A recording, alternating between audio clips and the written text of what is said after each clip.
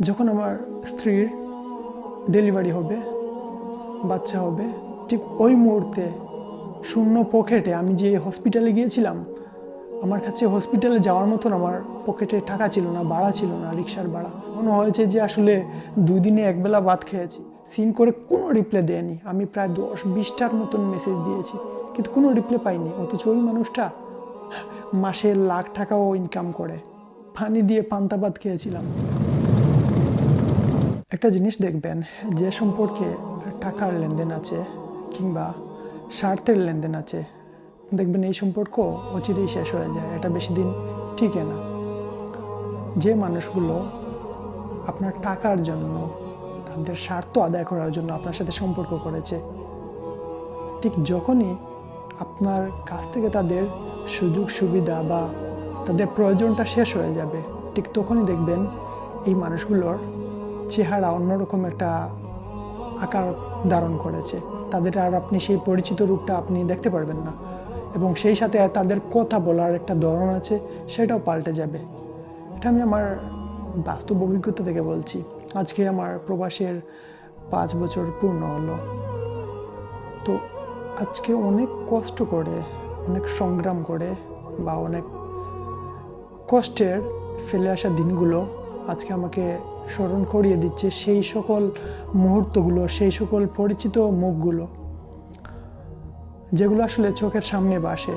এবং এগুলো চোখের সামনে যখনই ভাসে, তখন কথা বলার মতন সেই ভাষাটা আমার আর থাকে না।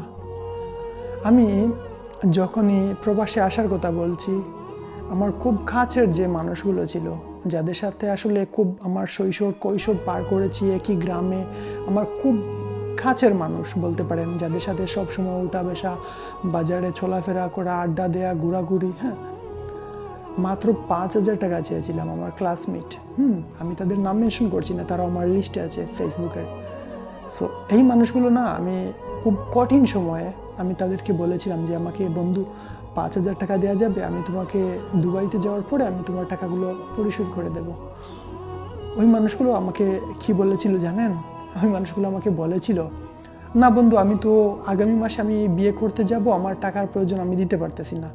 আবার আরেক বন্ধুকে বলছিলাম যে বন্ধু, আমাকে কি 5,000 টাকা দেওয়া যাবে, আমি দুবাইতে যাওয়ার পরে আমার ওই ডলারটা এন্ডোজমেন্ট করতে হবে, আমার কাছে টাকা নাই। সে আমাকে বলেছিল, না রে বন্ধু, আমি তো ঘরের কাজ করতেছি, আগামী মাসে আমি শুরু করব, তো আমি টাকা দিতে পারতেছি না, খুবই দুঃখিত। তো একই সাথে খেলতাম তাদের সাথে, বা একই গ্রামের আরেকজনকে বলছিলাম, যে মানুষটাকে আমি অনেক হেল্প করেছি, তো সে বলছে, বন্ধু চিন্তা করিস না, তোর যখন ভিসা হয়ে যাবে আমি তোকে হেল্প করব।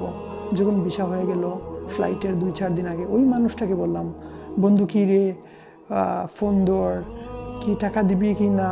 ওই মানুষটা আমার মেসেজ সিন করে, আমার কল ধরার তো প্রশ্ন আসে না, সে আমার মেসেজটা সিন করে কোনো রিপ্লাই দেয়নি। আমি প্রায় 10-20টার মতন মেসেজ দিয়েছি, কিন্তু কোনো রিপ্লাই পাইনি। অথচ ওই মানুষটা মাসে লাখ টাকাও ইনকাম করে। দুঃখের বিষয় কি জানেন? মানুষ আসলে যখন তার স্বার্থ যখন দেখবে যেখানে তার স্বার্থ নাই, ঠিক ওই জায়গাতে আপনি যতই আপন হন না কেন, আপনি যতই তার কাছের হন না কেন, সেই সম্পর্ক আপনার রক্তের হোক, আপনার আত্মার হোক, সেই সম্পর্ক আসলে সে আপনার সাথে রাখবে না। এটা খুবই বাস্তবতা। আমি সেই পুরুষ, আমি সেই মানুষ। ওই যে বললাম না, অনেক কষ্টের অতীত ফেলে আজকে এখানে এসেছি। যখন আমার স্ত্রীর ডেলিভারি হবে, বাচ্চা হবে, ঠিক ওই মুহূর্তে শূন্য পকেটে আমি যে হসপিটালে গিয়েছিলাম, আমার কাছে হসপিটালে যাওয়ার মতন আমার পকেটে টাকা ছিল না, ভাড়া ছিল না, রিক্সার ভাড়া। ওই অবস্থায় হসপিটালের বারান্দায় দাঁড়িয়ে আসমানের দিকে তাকিয়ে, শূন্য হাতে, শূন্য পকেটে প্রতিটা নিঃশ্বাস কতটা যে কষ্টদায়ক, সেটা আমার চেয়ে বেশি আসলে কেউ জানে না। অথচ আমার সাহায্য চাওয়ার মতন মানুষের অভাব ছিল না। সবাই প্রায় প্রতিষ্ঠিত ছিল, শুধুমাত্র আমি ব্যতীত।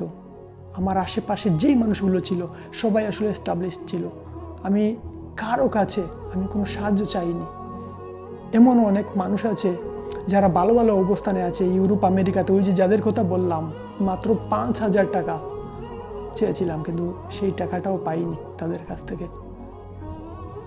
কি বলবো, ওই মুহূর্তে দাঁড়িয়ে আমি নিজেকে কতটা যে অসহায় মনে করেছিলাম, এখনো চোখের সামনে এই দিনগুলো ভাসে।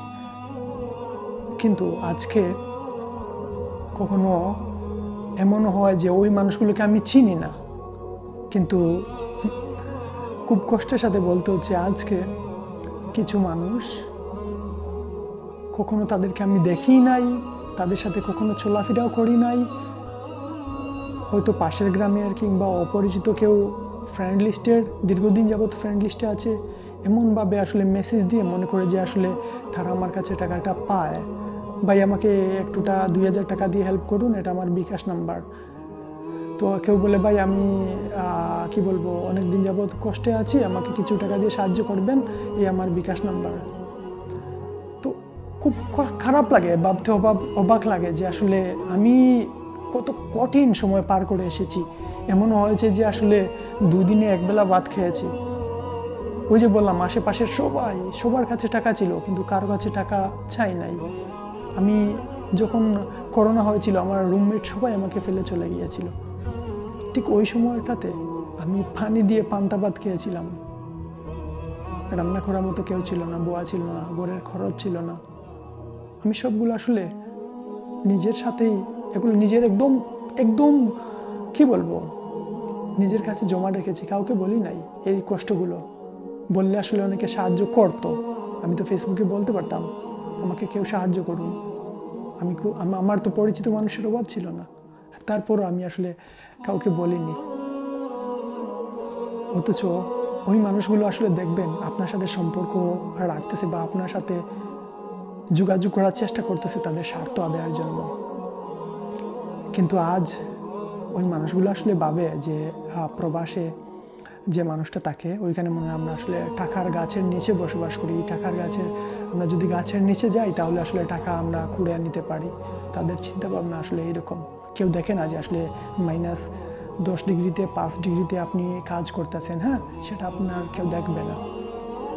কিন্তু সবার এক্সপেকটেশন আপনার প্রতি এইরকম, আপনি টাকা দেবেন, হ্যাঁ। কিন্তু আজকে 5 বছর পূর্ণ হলো, আমি নিজের জন্য কি করতে পেরেছি আমি নিজেও জানি না। আফসোস, কষ্ট হয় আসলে। কখনো কোনো দিন মানুষের টাকার প্রতি লোভ করতে পারিনি, অন্যের সম্পদের উপর কখনো আসলে লোভ করতে পারিনি। দেশে ছিলাম, শূন্য পকেটে, খালি পকেটে, কখনো মন চাইতো যে একটা চা খাবো, হ্যাঁ, একটা পান খাবো, কিন্তু সেই টাকাটা পকেটে ছিল না। কিন্তু কারো কাছে হাত পাতিনি যে আমাকে একটু সাহায্য করুন। খুব কষ্টের সময়গুলো পার করে এসেছি, সেগুলো কারোর সাথে শেয়ার করিনি।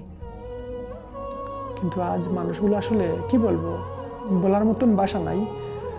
প্রতিজ্ঞা করেছি, আজকে 5 বছর প্রতিজ্ঞা করেছি যে আসলে সম্পর্ক যদি কেউ আপনার সাথে নিঃস্বার্থভাবে করতে চায়, আমার সাথে করতে চায়, সেটা টাকা ব্যতীত অন্য যে কোনো সম্পর্ক হোক, রাখার চেষ্টা করব। যেই সম্পর্কের মধ্যে টাকা আছে, কারো স্বার্থের কোনো লেনদেন আমার সাথে আছে, সেই সম্পর্ককে আমি নাই বলি। হোক সেটা রক্তের কোনো সম্পর্ক, হোক সেটা আত্মার কোনো সম্পর্ক। এতে করে যে কেউ কষ্ট পাক, এটা আসলে আমি খুবই দুঃখিত। ভালো থাকবেন সবাই, সুস্থ থাকবেন। আসসালামু আলাইকুম।